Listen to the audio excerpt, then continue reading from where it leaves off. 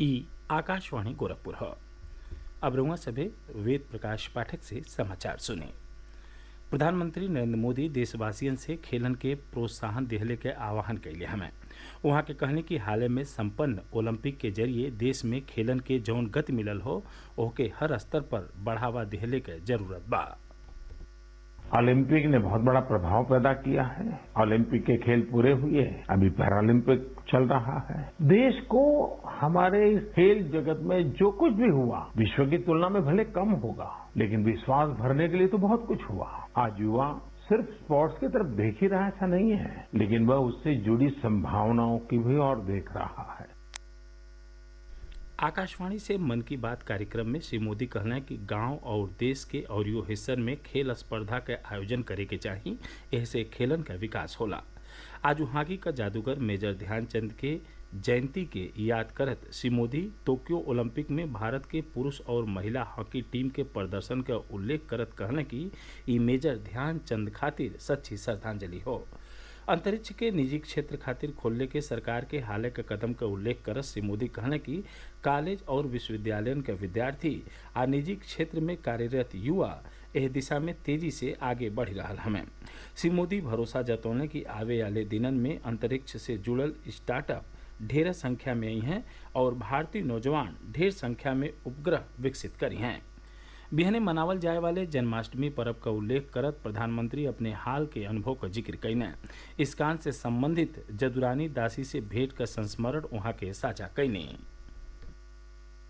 भगवान श्री कृष्ण के अनेकों रूप, अनेकों भव्य तस्वीरें थी, बड़ी मोहक तस्वीरें थी और बड़ी मीनिंगफुल तस्वीरें थी। मैंने किताब के पन्ने पलटना शुरू किया तो मेरी जिज्ञासा जरा और बढ़ गई, तो मेरी ऑफिस में उनका संपर्क किया। इसी जिज्ञासा में मेरी मुलाकात हुई जदुरानी दासी जी से। वे अमेरिकन हैं, जन्म अमेरिका में हुआ, लालन पालन अमेरिका में हुआ। जदुरानी दासी जी इस्कॉन से जुड़ी है। प्रधानमंत्री संस्कृत के बारे में जागरूकता पैदा कैले की आवश्यकता पर जोर देत कहना कि अपने विरासत के संजोवल, संभारल और आवे वाले पीढ़ियन ले के पहुंचावल हमनी सबको मिलल जुलल कर्तव्य हो। आवे वाले विश्वकर्मा जयंती के बारे में प्रधानमंत्री कहने कि भगवान विश्वकर्मा के विश्व के सृजन शक्ति का प्रतीक मानल जाला। राष्ट्रपति रामनाथ कोविंद कहले हमें कि रामायण में भारतीय परंपरा का मूल्यन और संस्कृति का समावेश बा और ई विश्व खातिर हमेशा प्रासंगिक रही हैं। वहाँ के अयोध्या में रामायण कॉन्क्लेव के उद्घाटन के मौका पर बोलत रहने।